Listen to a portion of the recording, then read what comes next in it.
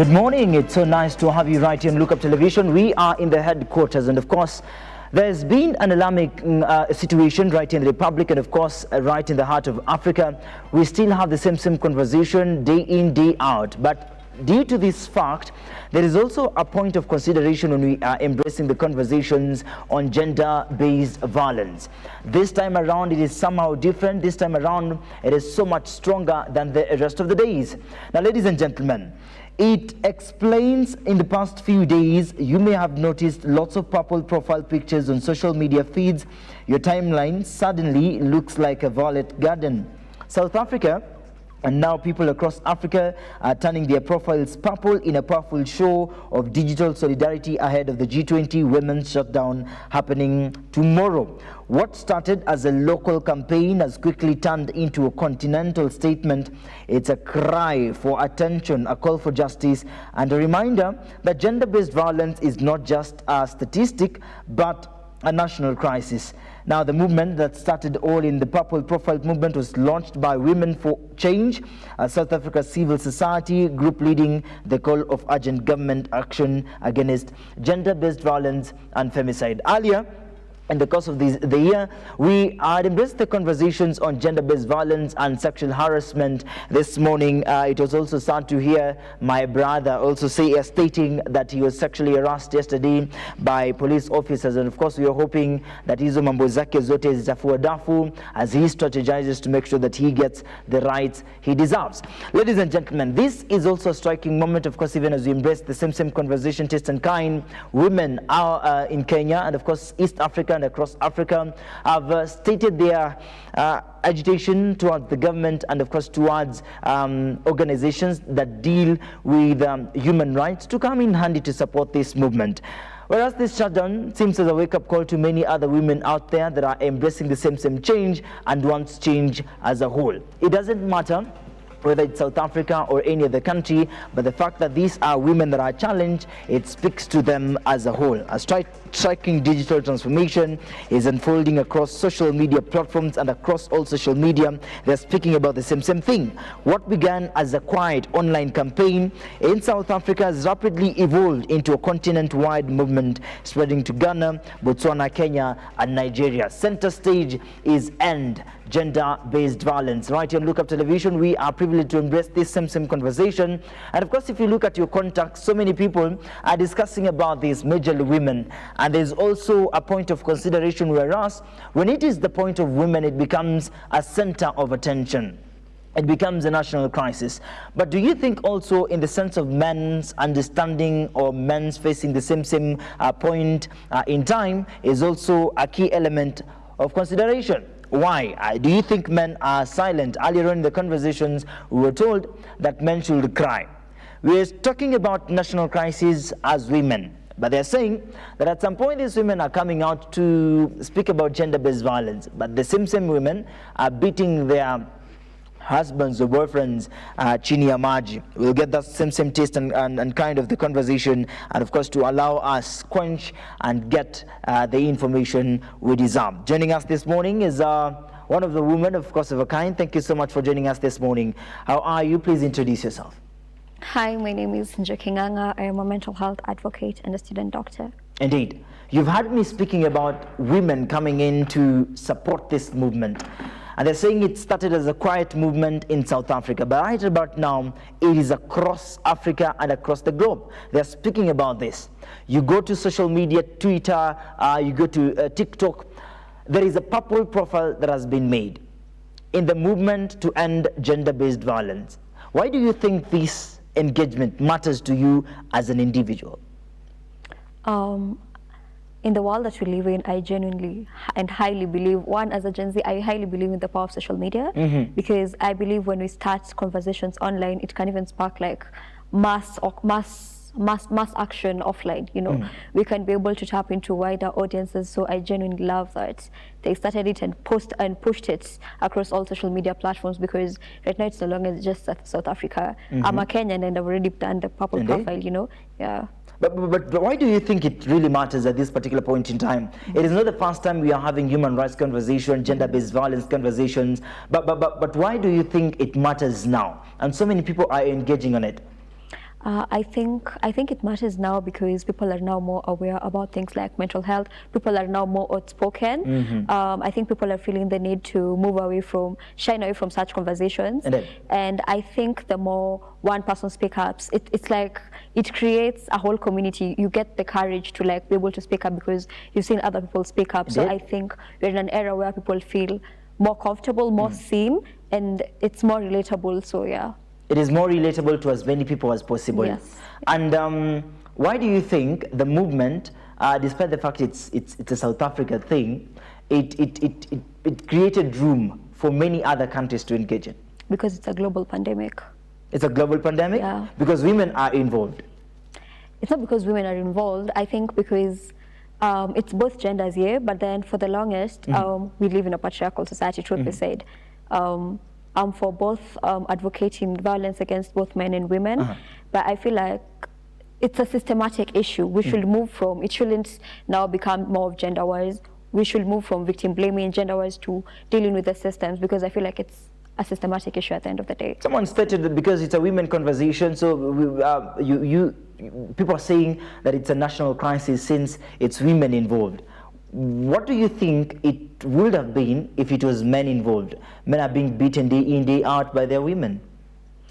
I think when it comes to violence specifically, I see how it will be harder for a man to speak up because there's the whole issue of men are supposed to come out, men are portrayed as this strong people who shouldn't portray emotions. They don't want to look weak, they don't want to appear less than in the society. In terms of emotional expression, I feel like we've given women more leeway because you see women as this.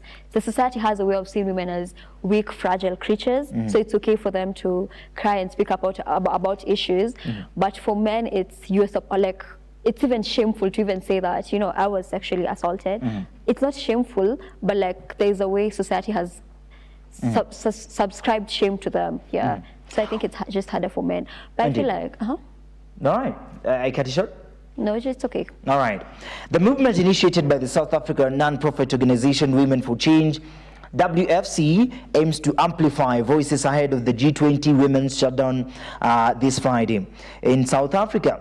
Time to coincide with the country's hosting of the G20 summit, the campaign seeks to draw global attention to the persistent scourge of violence against women and children, not men mentioned, of course. According to data from South Africa's Public Safety and Justice Survey, the majority of GBV incidents are committed by individuals known to the victim. This grim reality has fueled growing frustrations among activists and netizens alike, who argue the government-led initiatives have failed to deliver tangible results. So let's talk about this. The same conversations, the same time we're speaking about this. And every person is engaging in this because they are, as you had mentioned, they are aware, they are informed. And the basis of all this is because this point in time, they are seen. And we want those perpetrators to see us that we are creating this movement. So the more we create this movement, the more we ensure that the society now becomes clean. But this article says that most of the violence is happening, most of the harassments happen, they happen from people within us, from people we know.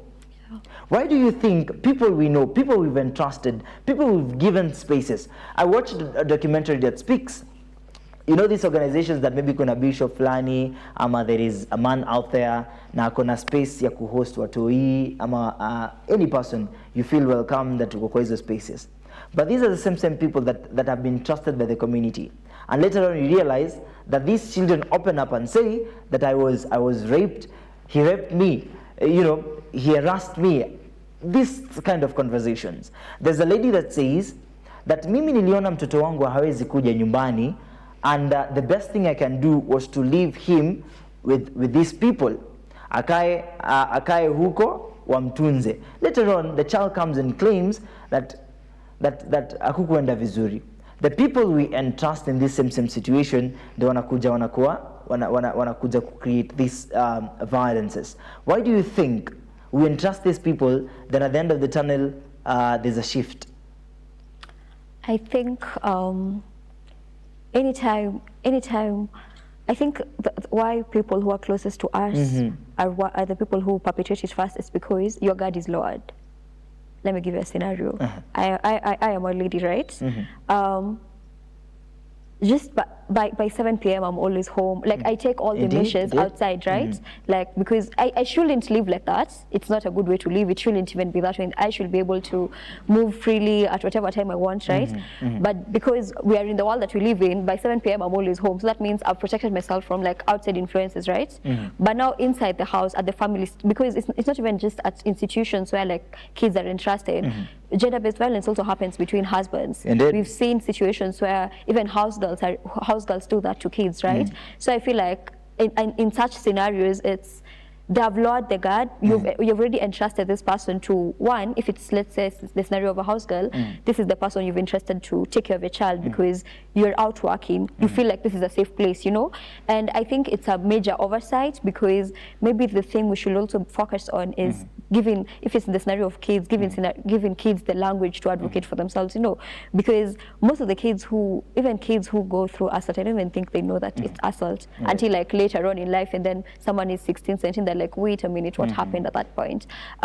We've seen scenarios where stepdads do the same to their kids. So I think it's the place, I think it's just because of the lowering of your guard, because you as a parent, you're constantly advising your kid, don't go to strangers, don't go to the neighbors, forgetting that it can also happen at home, you know, Indeed. And the same way, you know, lowering your guard inafanya at some point, you're not at risk. Una feel too comfortable, and the environment is peaceful. Of course, in the many years, you've also seen that mimi nilienda kuishi na sister yangu, alafu then bwana yake akaanza mambo, so I had to create a room, nijipatie space. Then therefore unapata there's a particular conflict because you entrusted your husband this and there's so much loyalty when it comes to people we know, the people we've trusted. But the same question narrows down. That why do this to children? I think at some point adults will make sense, but why go ahead do this to children? They do not know anything. They are very loyal. They trust you. Then do this to children.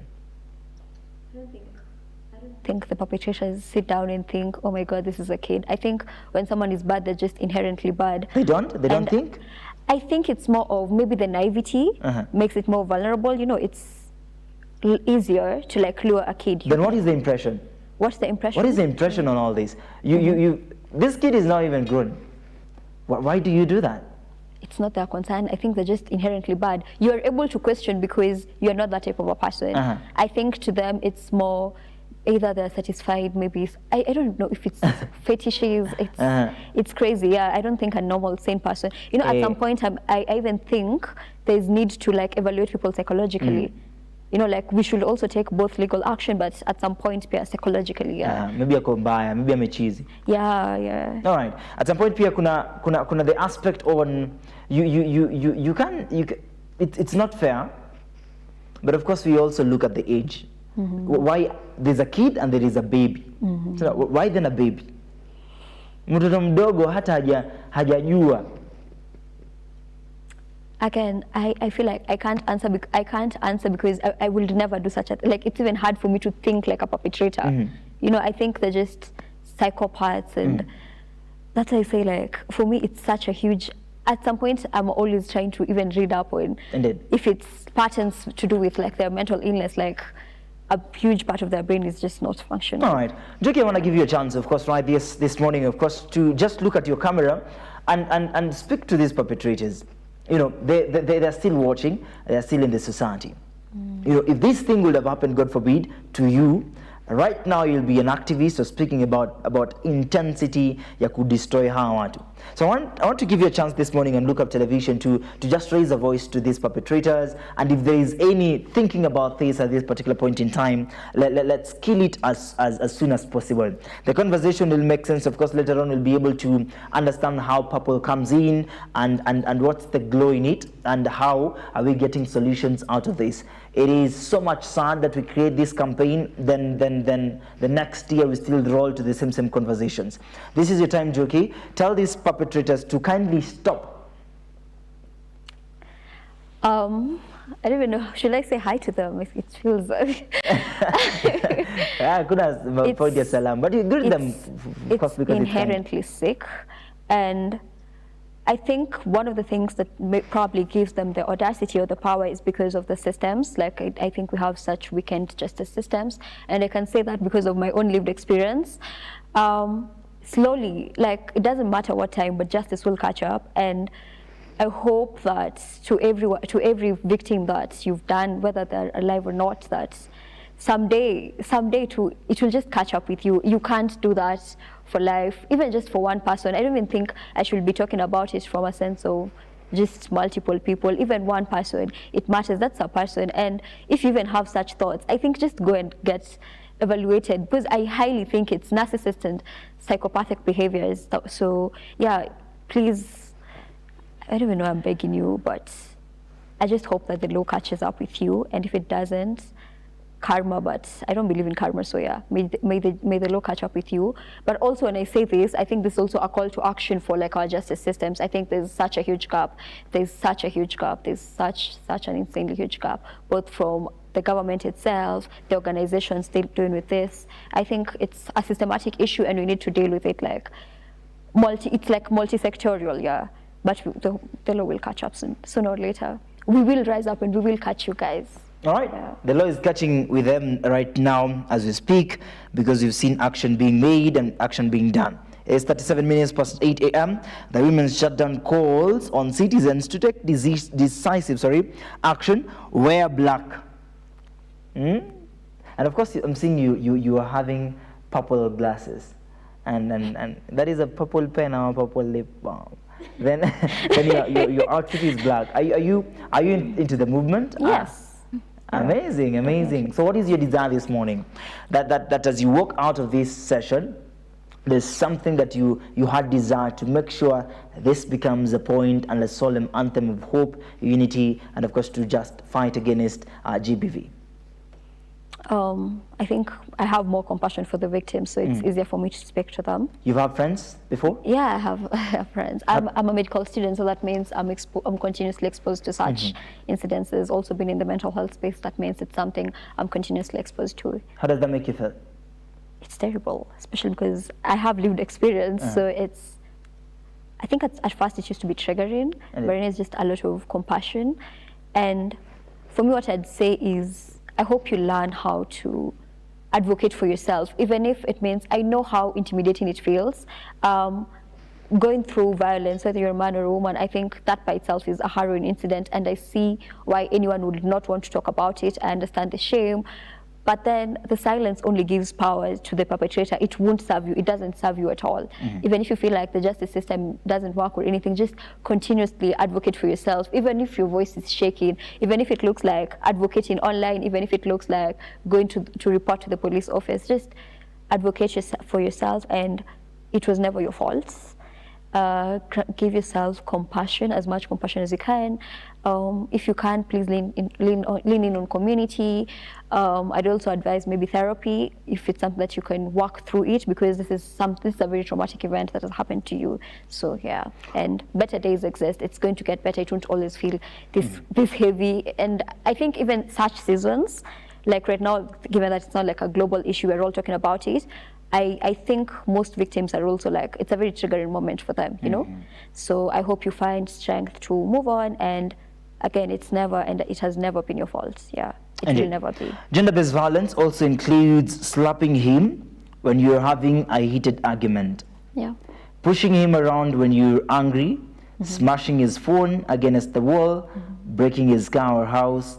You're not a crazy girlfriend. You're violent and abusive. Yeah. What will be your take on if anything happens to you, you get all angry, you do every sort of thing that you can do just to make sure that pia tajua mimi ni nani? Are we placing also men in vulnerability? Yeah, I think there's power in labeling. You can see how when now it's women doing it, you've already used the word. You said it's a crazy girlfriend. You know, we don't say, oh my God, you're a violent babe. You assaulted that man. It's always, you're so dramatic. You're so crazy. We don't even label it correctly, because we leave a lot of leeway, especially for the women, to do that. I don't think it's correct. I think we can start by naming it for what it is. That's violence. Indeed. Yeah. Do you think it's good when you're being dramatic, you're being crazy, then this man decides to raise a warm, hot slap on you? Just to make sure that you stop. No, it's wrong. We are humans. I've never understood the concept of hitting each other, because we can communicate. You have mouths to communicate. I feel like it starts first even with the girl. It's not right for her to hit the man. Neither is it right for the man to hit back the woman. You know, two wrongs doesn't make a right. Yeah, two wrongs doesn't make a right. Wanasema kila mahali purple na mnachapa mabuana. Again, it's also wrong. I come from a community where it's apparently notorious for that. So it's wrong. I don't stand for it at all. I don't stand for it. And I don't think, I think one of the things that I don't really like about activism, especially when you're talking about it, when women come out to speak, like if it was men speaking up, we would have, probably, I don't know, how will I put it? Anytime women try to come to like advocate for something, we're always trying to put them up against. Now we turn it into gender war. That means we're trying to steer away from the main focus, which at this point is gender-based violence. Now we go to no, it's men against women, and it shouldn't be that way. Gender-based violence is wrong both for men and women, and we shouldn't be like, there's so much to do. There's so many policies to implement. There's so much to do in advocacy than fight against each other. Yeah. And right. it's down to individuals. You can't say that men like hitting on women or women hitting on men. I think overgeneralization it's a bias. It's a bias, and it's wrong. It perpetuates the narrative further. So it's violence, of course, after all, it's not okay at all times. Yeah. But you mentioned that there is a room to communicate. What if these women also understands the room to communicate is just a hot slap? That's wrong. It's not just because someone thinks that something is correct doesn't make it right. Yeah, so I think there also needs to be intervention. People need to learn how to check on themselves. People need to do the whole therapy thing. It doesn't excuse. I will never excuse a woman slapping on a man. Yeah. But it's right when a woman slaps a man? It's not. That's what I'm saying. It's wrong. It's when a wrong. man slaps a woman? Wrong. Both are wrong.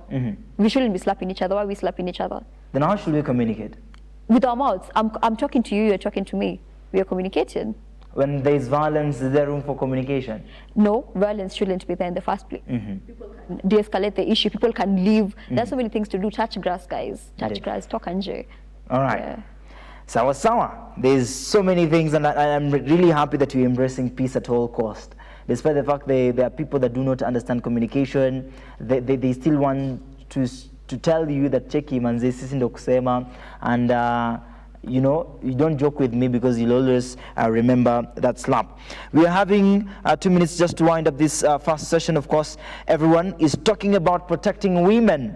Almost nobody is talking about healing men. This generation keeps creating programs for girls, but the boy child is left alone, fatherless, angry, broke, addicted, depressed, and told to man up. Then we are surprised when broken boys become dangerous men. A society that ignores its men will eventually fear them. Empower women, yes, protect women, of course. But if we want safety, peace, families, and real love, we must rebuild the men too. Give boys guidance, mentorship, emotional safety, discipline, purpose, role models, jobs, something to live for. You cannot fix a community by treating only one side of the wound. We had that conversation, of course, embracing men as well, but also the major conversation is gender-based violence applying to both sex and gender, and of course just to make sure that we have a common control and a common goal in ensuring that we have a peaceful society. The women's shutdown calls on citizens to take decisive action, wear black, abstain from both paid and unpaid work, halt all spending for the day, and change profile pictures to purple to amplify awareness online, just as we're doing right here. Follow us across all social media platforms on YouTube, Facebook, and of course across TikTok and Instagram, www.lookuptv.co.ke. Our WhatsApp number 0745 762640. Cheza kama wewe. Let's end gender-based violence as we take a short break.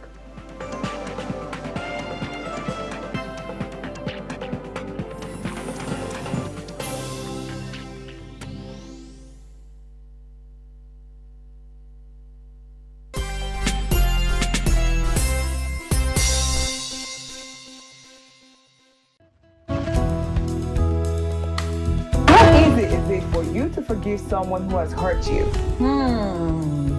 How easy is it?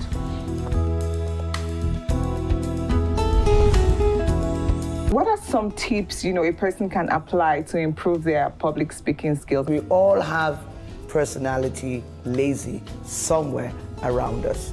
In my mind, whenever I'm invited for a public speaking event, I don't like to put a lot of, accessories or too many colors. What are the major things to look out when choosing a school for a child? Another cheesy conversation starter is, men do this a lot.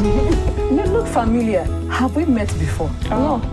We met in the Nobody is buying that line again. No, we don't. We don't buy it anymore.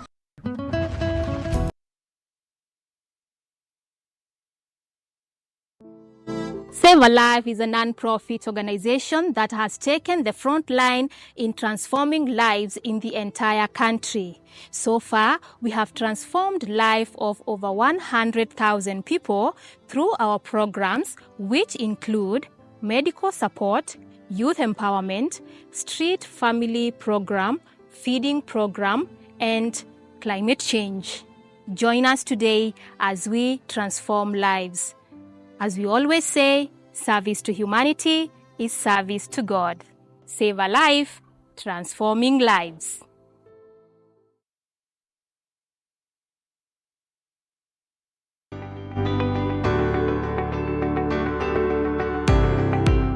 Taarifa zinapochipuka na kutufikia papa hapa kwenye makao makuu ya chumba cha habari cha runinga ya Lookup, kwenye taifa, kwenye serikali, kwenye bunge, tunajitosa hadi kwenye sauti ya wenyeji ili kupata tu maoni ya wenyeji kuhusu masuala haya yanayochipuka.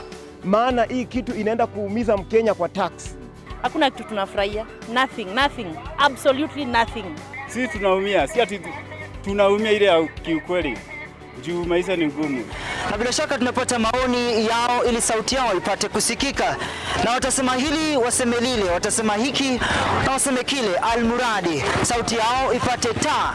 Mambo ya mafuta tena imekuwa ni changamoto zaidi kwa kila mtu wa bodaboda. Uchumi ikikuwa stable, tunaamini mambo itakuwa sawa sawa. Kwanza alikuwa na ria wasa wa boda, mama mboga nini. Hawa sasa ndio wamefinywa zaidi mazuri.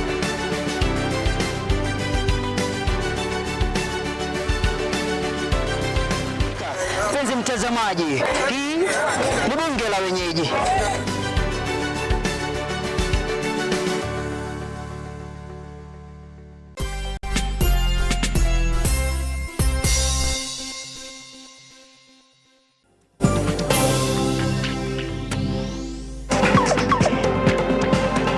Thank you so much. Welcome back. You're watching The Morning Drift. It's 48 minutes past 8 a.m. And of course, the conversation right here this morning is the purple profiles, the awakening of digital solidarity, and of course, this shutdown that comes in this Friday. And of course, we are hoping by the end of this conversation, by the end of these engagements, just for hope, unition, and solidarity to the many women that have been affected, have been harassed, and later on in the discussion and in these engagements, we'll be able to have a complete, clear understanding on the direction that we are taking, not only as South Africans, but as Africans at large. Kenya is also the center stage. Of course, we had these conversations before, and the same taste and kind will allow us to create a move that perpetrators across the same divide in the society, in the country, and in any hole they are into, they will come out, and of course, we will clean the society as much better way as possible.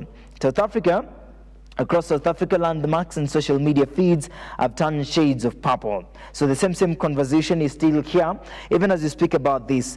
The Mall of Africa, Nelson Mandela Bridge, PwC Tower, Rhodes University, and even Table Mountain have been illuminated in purple light. You should see that. And of course, the same taste and kind, also celebrities have come in handy to support the same movement so that we'll have more visibility towards this. Right here on Lookup Television, we do not embrace GBV, and of course we are also fighting and pushing against gender-based violence at all costs. Across all our social media platforms, it's the same understanding and making sure the society is aware.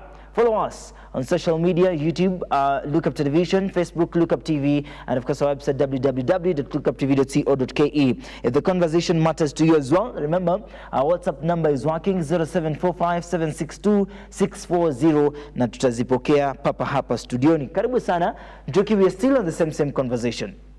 I believe later on Diana will be joining us. Earlier on, we've mentioned so many things about men, women, and the same conversation still matters. We are embarking on a decision that will unite so many people to come through for the many women that have been affected, that wamekosewa sana. Do you think by the end of these engagements, this solidarity will have a positive change towards embracing fight against GBV? Yes, most definitely. Yeah. How? I feel like we'll have a positive change because for the I think it's okay. My first point for the victims, there's that feeling of one, we see you, we stand with you, we believe in you, which there's normally a lot of invalidation around assault and gender-based violence. Indeed. So I think that by itself is, they feel represented. They feel like people, all these people actually care. I think there'll also be a positive change because it's not just pushing for just like turn your profiles purple and that's it. We're also pushing for more funding. We're also creating awareness. How do you report such things? We're also raising places where people can volunteer more for these causes, because there are so many non-governmental organizations that work here. Just across here, there is FIDA. When I was on my way here, I saw their offices. So yeah, I think it's going to have like a positive net change for like across multiple places. Yeah. Yeah. All right. Taking into consideration that the awakening now is coming in handy, and digital has been a key element in providing space to make sure that things are aligning. So if there's a problem, and then tunaenda maandamano and tunaenda kufanya hivi kwa internet, so people see the response much faster and it spreads more faster. Yeah. And I believe digital is working as a tool, inasaidia sana. Do you think that there are there other options that we can also enrich this same engagement when it comes to understanding the alignment of fighting against GBV? Apart from the internet, what do you think are also other better options that we can use to make the fight known, make the fight hard, and as you had mentioned earlier, make the fight seen? Signing petitions for policies to be made, involving the government, because I think they play like such a huge role. The government, all institutions. I think it's a call to action to everybody in power. Yeah. Yeah. Everybody to power to do what? Everybody in power to like join in the movement. If it's the government, they can also provide fundings. They can provide shelters. Like the government of Kenya by itself, I know at least has provided a few shelters for people who go through gender-based violence. So I think they can even allocate more. We can probably even implement more policies. I think there's so much that you can do offline, but the real power is digital, because you see online, if you post a video, it's going to go to the common mwananchi, it's going to go to the people at power, it's going to go to the person uko ushago, it's just going to reach so many people. So yeah, I think offline it will also now spark those conversations at multiple levels, because digital is not just going to reach like a certain people. Digital, it crosses borders, it crosses across classes, age. It's just everyone is involved. Everyone is online nowadays. Yeah. Everyone is online. Yeah, so it will even spark those conversations offline. You'll probably find, if you're in Ushago, the grandmother is like, ini now online, and then now we start talking about it more. So yeah, I think offline a lot can happen, but online is such a good place to start. Amazing. Online is such a good place to start, and many of which, of course, if you look at the interactions right on online, and stories have been made. Wengine pia, they have their personal testimonies on how they were afflicted on all these, and it comes out at a point in time where there is a need, there is a push for this, and there is a desire. It's a good thing that South Africa is coming in handy to make sure that everyone is informed that it will happen for real. And there are many perpetrators that are in other countries that be Kenya. We can't hide that fact. Then now, if there is a need to push for this, there is the same understanding to different countries that are facing this crisis. Do you think, apart from South Africa, Kenya is much affected. Ni vile tu bado hatujafika point ya raise your concern as what is happening right in the Republic. Kenya is definitely affected. I'd speak more as a Kenyan because I've lived in Kenya.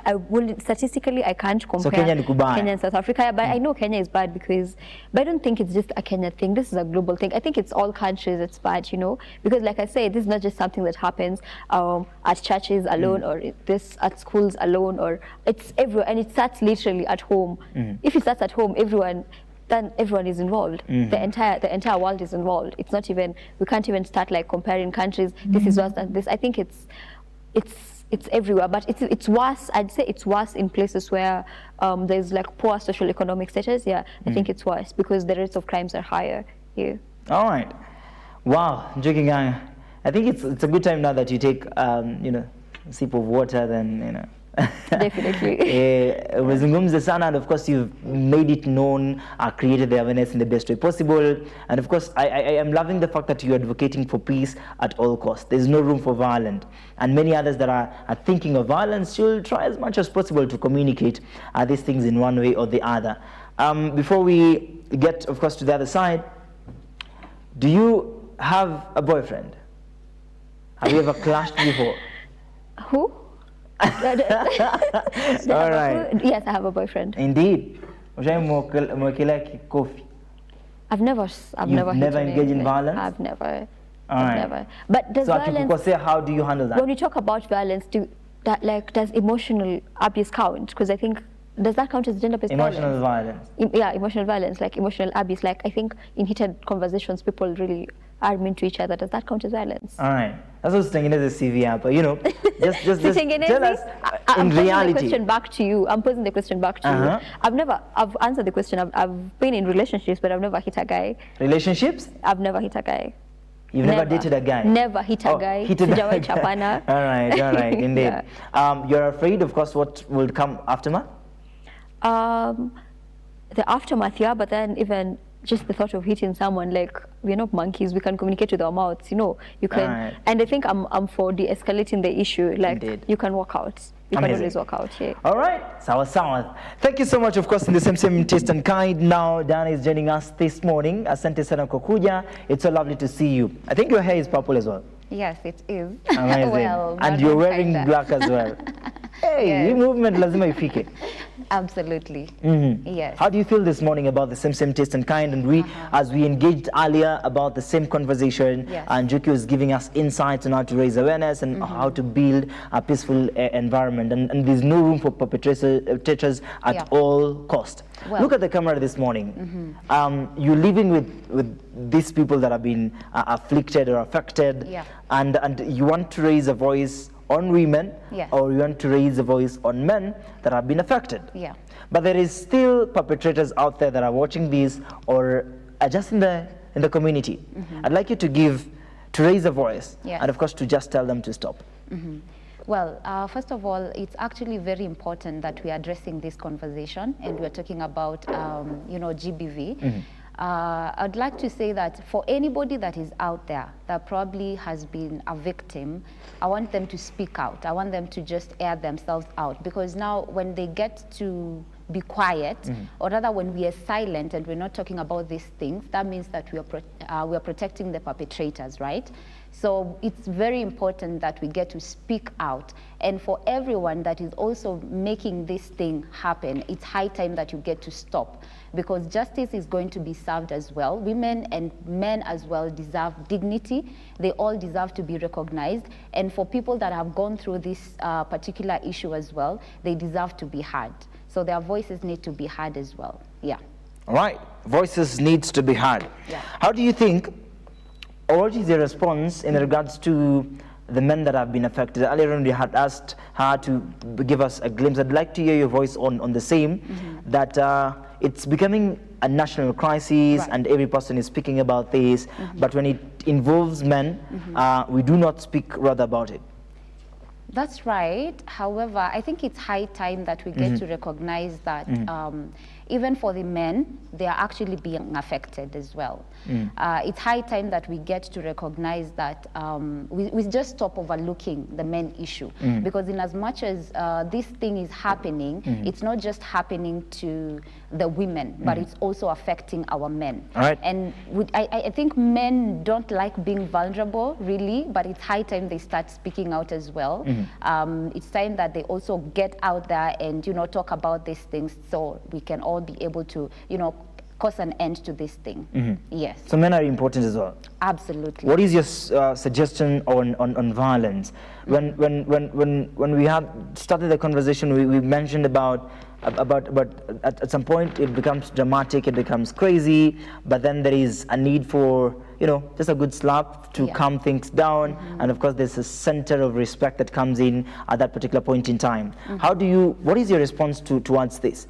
When you slapped, then later on a case is made that manze, this is a harassment. Well, first of all, I'd like to say that when it comes to violence, I feel like most of the people are actually overlooking the situation because, first of all, staying in maybe an abusive relationship, that means that there's what probably you're gaining right there. There's some sort of dependency that you're gaining, and that is why you're sticking to, such a relationship. But we can always walk out of these things because you don't have to wait for someone to end up, beating you and beating you up to the extent, it costs your life. You can always walk away. And I think that is where now the awareness about maybe things like empowerment comes in, because when we have things like empowerment, that means we're training our women, we're showing them skills, we're giving them, more job opportunities, and that means they end up being financially maybe dependent, and they don't have to rely on someone so that they can stick to a violent space or environment, right? Yeah. All right, and the same engagements in regards to walk out. Enda kabisa. Lakini there are people that will say, kama si hivi, mimi sitaki. Kama anipigi, mimi sitaki your story. Would you rather... People that say that. Alafu kuna the aspect that, of course, let me cry in a mansion than crying in the streets nateseka kule. Oh, well, I know there's such people, but I think they are just rare. And you don't really have to do all that. You don't have to just sit there and survive, the hardships of life. I mean, this life is too precious. Your life is too precious. You can always find something better, and you deserve better.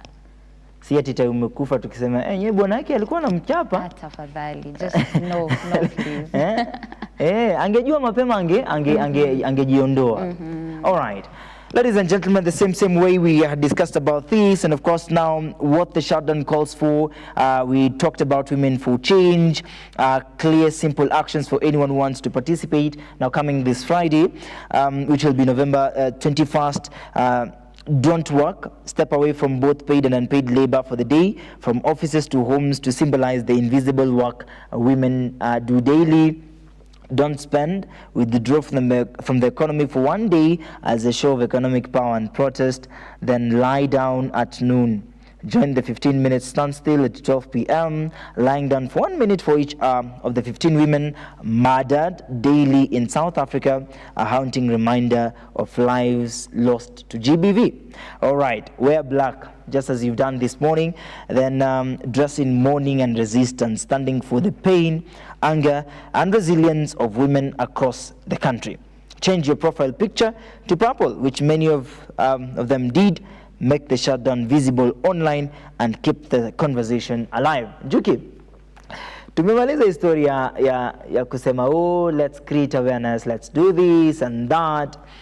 There are actions that needs to be done as far as elevating this fight means to not only South Africa, but to the globe at large.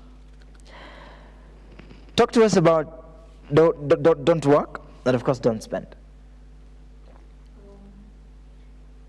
Work, I think, like you said, there's a lot of invisible labor. For the longest time, even in households, they stay at home. People they stay at home moms, right? We don't. It's like no one accounts for it. No, there's not even salary for it. You know, it's like that's your responsibility. You're supposed to stay at home, do the house chores, maintain everything. So I think that's what they mean by invisible labor. When we withdraw that, when we withdraw also like from the workplace, because right now women are in positions of power, right?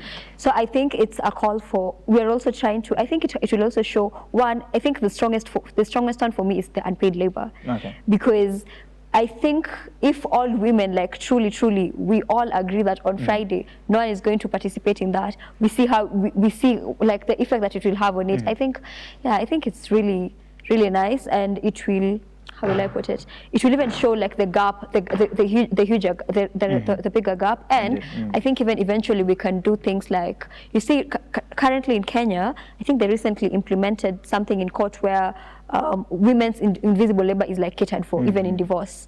Like you're going to account for all the time she spends in doing labor and everything. So I think maybe even eventually we can put like salaries or like a minimum threshold for like the amount of money a woman should be receiving, even in that, because like how Diana said, sorry. I'm sorry. Anytime, like, especially let's say in this scenario for women, or even a man, if you're dependent on someone financially, it's harder for you to walk away. But like when we empower people, we give them choices. We give them the choice to walk away. We give them the choice to, if I was to walk away from this abusive scenario, abusive relationship, I can be able to go and even cater for myself, fund for my lifestyle or something else. So yeah, I think it's a powerful movement, and it still boils down to we stand with you, we believe you, and we're here. Yeah. All right. Diana, it is gender-based violence, not women-based violence. What will be your response to that? Well, it's not women-based violence, really, because as I said earlier on, I mentioned that it's actually affecting both men and women. However, for our men, sometimes I feel like they always want to remain silent because of, fear of maybe manhood, manhood, masculinity, and all that, just equating themselves to such issues. But really, it's not a women issue. This is both a men and women issue. You support that men should cry? Yes, they should. Yes, they should. Kama ana pesa ya unga. Well, honestly speaking, they are human and they deserve to be heard as well. So yeah, it's not just a women thing, but also it's affecting our men as well. So how will I tell you as a man that I do not have money to raise, something to give, to be productive? How will I raise that voice? Well, we need to create safe spaces for them. We just need to create safe spaces for our men. And also the fact that right now we are talking about this thing and making them know that it's actually good to speak out. I feel like now it's time they also get to take that bold step. I understand it might not be something they want to do, but it's time to take that bold step and just speak out. And for us, we also need to create a very safe environment and safe spaces for our men to speak out. Do you think you are? I think I am. Absolutely. You as a person, but do you think women are creating safe environment for their men, and that is why these conversations are gender-based?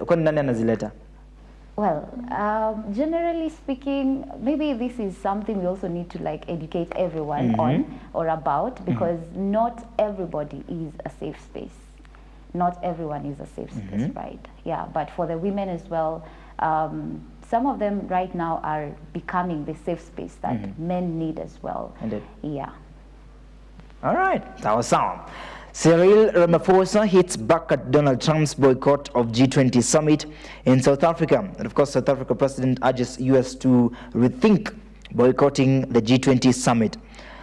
All right, so there is the same taste and kind, of course, when we are having the G20 summit, and rather embracing the fact that we need to have these conversations right here and right now.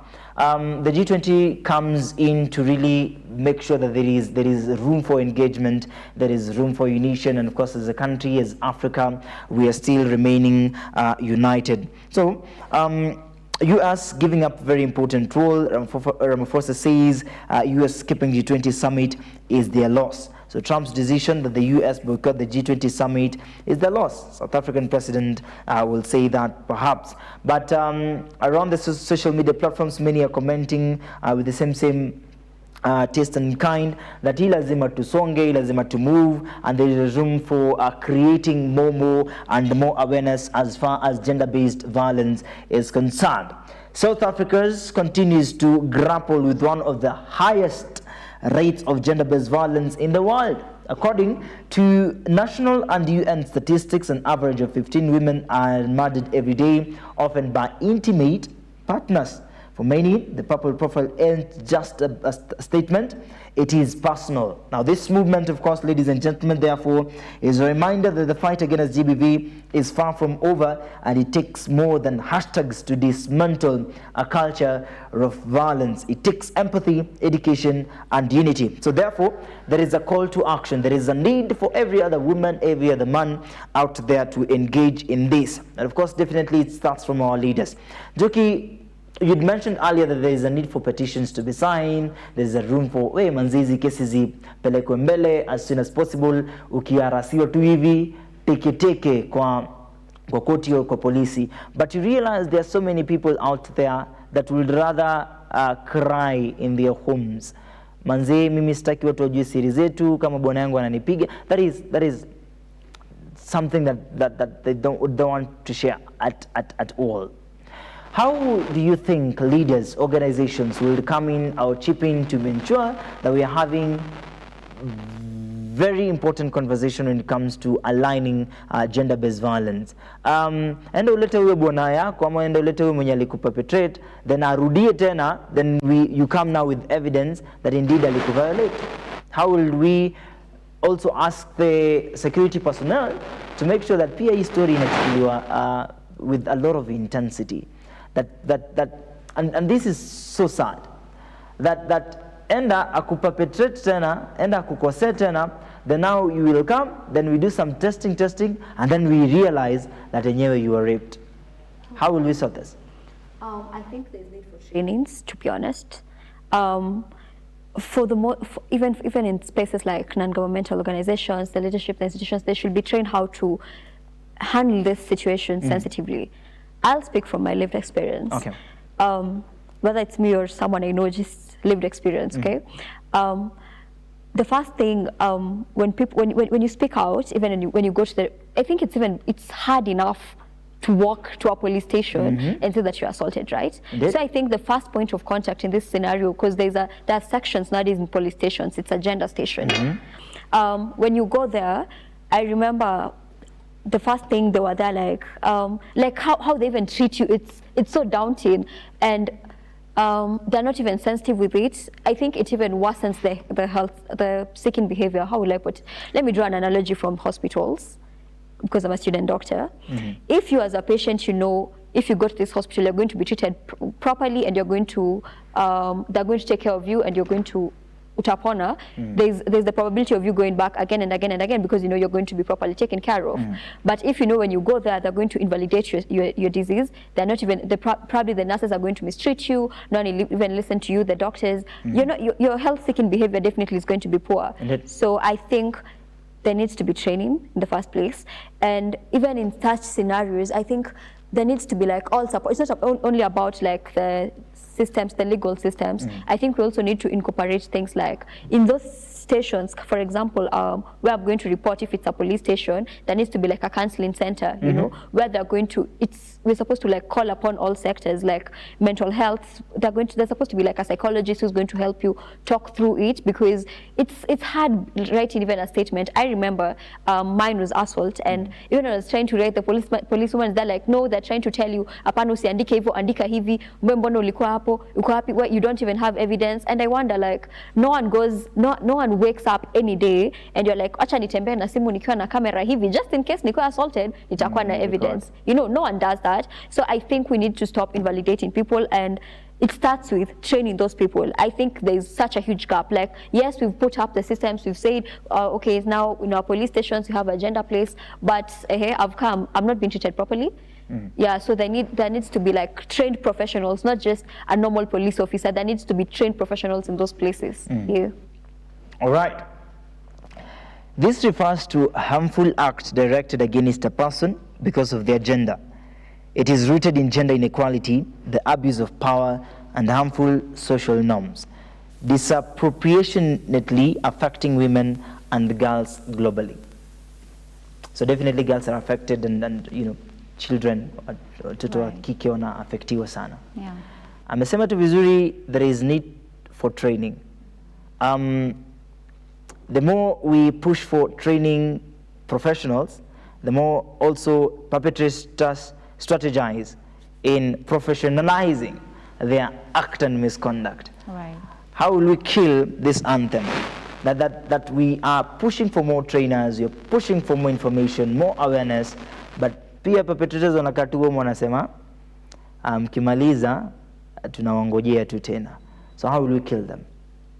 Right, I think this is where also the government comes in, because now we need to make sure that together with, you know, the judiciary and probably let's talk about communities as well, and the government all working together, just working together to make sure that there is actually there are laws, strict laws that are probably set in place, because when these things are happening, probably there is someone that would say, I can do this and walk out freely. I can do this and still, you know, do whatever stuff I want to do because nobody's gonna find me. But right now I feel like it's time we also get to have law enforcement and just maybe to add on it, just to make sure that these people don't just leave. They don't walk out freely. They don't go out there and, you know, become the people that are affecting our young girls, and they're just walking out freely. I feel like that is where now the government also needs to put in place structures and systems that are going to protect our women, that are going to protect our girls. Because now we already have structures and systems in place, but it's high time we also now dismantle those structures and come up with better systems that are going to protect our girls. Right. So Kenya hatuna better systems? I didn't say that, but really we need to do better. We need to dismantle whatever we have right now and just work on better systems right now. So that means you're not sure? Njeki Kenya hatuko... Terrible. Hatuna better systems? Terrible. It took me 2 years dealing with court case. I not even court case. Just it took from police station to the courts. Crazy amount of time. All right. So it means that right here in the country, tuko kwa ngori sana when it comes to women and girls. Scale of 1 to 10, 1. And I think even when we're talking about women and girls, when we talk about gender-based violence, I think we're also missing what of the LGBTQ community. They're vulnerable people, right? They don't conform to the typical he, men, she, women. I think they're also very vulnerable people. One, there's already stigma, you know, so I can imagine if as a society there's this strong homophobia. One, because of religion, and two, because I think people just like exerting this strong moral compass, or they think they're morally better than them. It's even worse for them. I think also we need to include them when you're talking about gender-based violence. Yeah. All right. We are hoping for the best then. Indeed. As we come to just an alignment and of course understanding this, physical violence, sexual violence, psychological, emotional violence, and socioeconomic violence, and there are other harmful practices, and of course there's also online violence that has been trending, history, cyber harassment, and nini have been trending. But I'll give you now room to just help us speak about this to many others that are involved in this or purely walipata kichapo pale nyumbani. Those are physical violence. Diana, you'll make a comment on physical violence as well as sexual violence, which is inclusive of rape and sexual abuse, exploitation and forced prostitution. You'll help us understand that. And also, there is also a need for, Njoki, you'll speak to us about the one that you mentioned earlier, emotional violence. You'll speak to us about that. And of course, there's also harmful practices. There is a story that ilikuwa ina trend sana ile ya BBC, that children sijui walikuwa wanawekwa kwa barabara and they, you know, find a man or something, or there's a woman out there, you know, bossy flani, using ladies, young girls to do, you know, business in that course. It'll help us understand emotional violence and harmful practices. Also, you can comment on the online, you know, harassment, cybercrime, nini. You need a job, but we need to see, you know, things not to fanye mambo ifanyike, right? So we'll start with you. Diana, please speak to us about now physical violence and sexual violence. Well, in regards to that, I'd say statistics are actually showing that this thing is happening, and it's affecting so many people. As we said, GBV is not just about our girl child. It's not just about women. It's affecting our sons and daughters. It's affecting, men and women. It's affecting almost everybody. However, we say that women cases are really on the rise. And behind that are people that are carrying wounds in their hearts, invisible wounds that we might not ever get to know about. So when you talk about physical, violence, of course we've had people that are beaten, maybe because they didn't do something, maybe, or sometimes they're even just beaten because of their gender, right? So looking at it in that perspective, you would be able to recognize someone that was truly, hit, someone that was beaten. Indeed. But most of the times you'll realize that people don't want to talk about it. You'll ask someone, why do you look like this? What happened to you? And they don't want to talk about it. Why? Because they have fear that if I talk about it and probably come out of this place, I have no means of survival. So, and when you look at the sexual harassment cases as well, we've seen rape.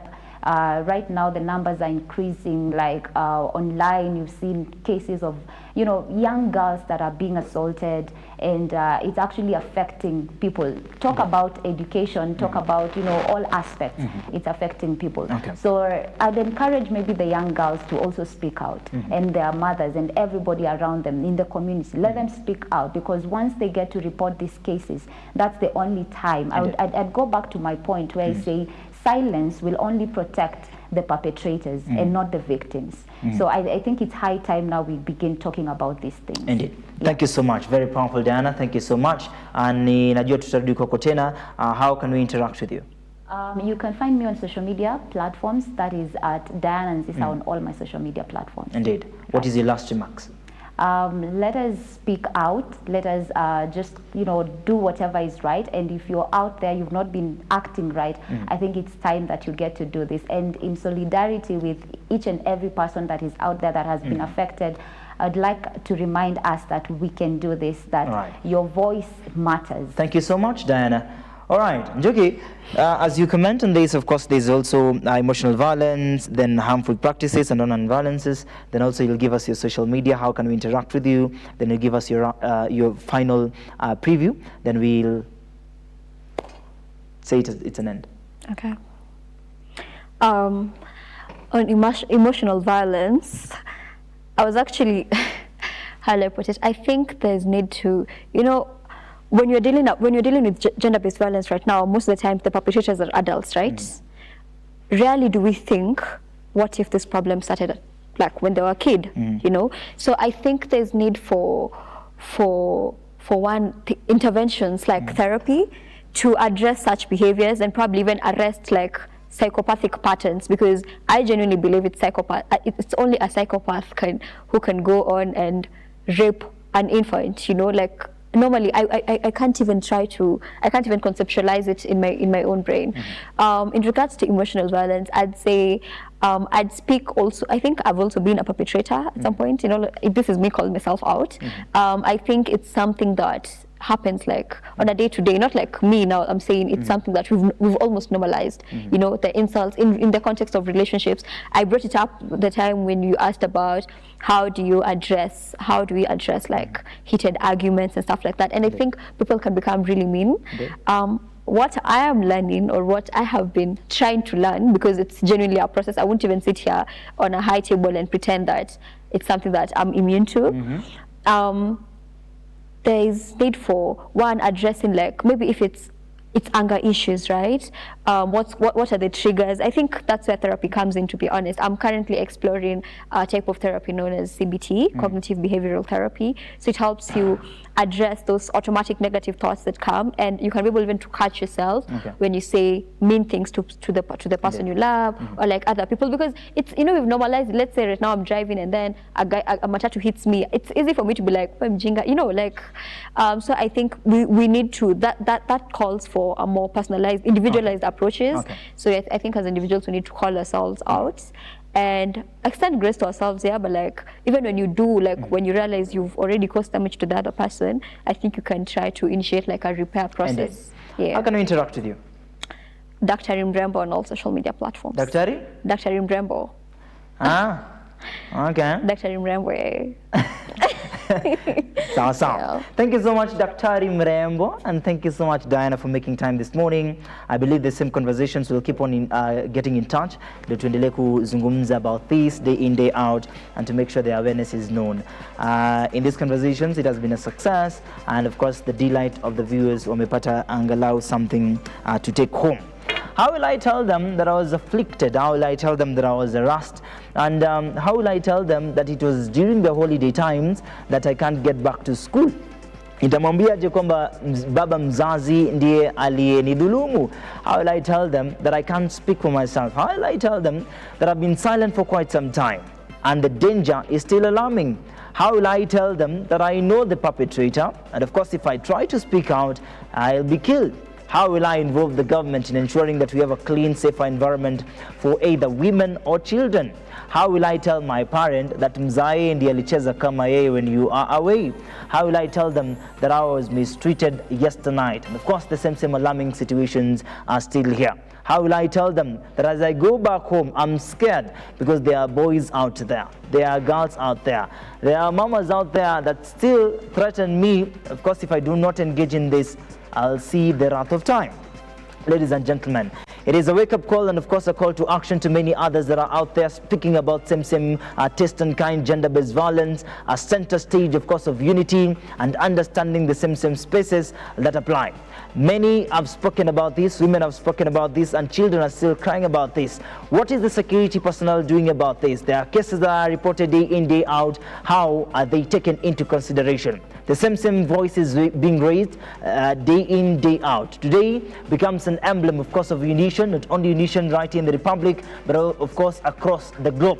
Many are rising to make sure that this is best well said and known. As we engage in this, the awareness is made known and done. It is up to us to call them out and of course make them pay for all this. Wacha wafungiwe jela ndiposa angalau tuweze kuwa na mandhari nzuri at the end of the tunnel. Without much ado, there is a need to fight against gender-based violence and there is no room for perpetrators. Join us across all social media platforms on YouTube, that is Look Up Television, Look Up Television on Facebook and www.lookup.tv.co.ke.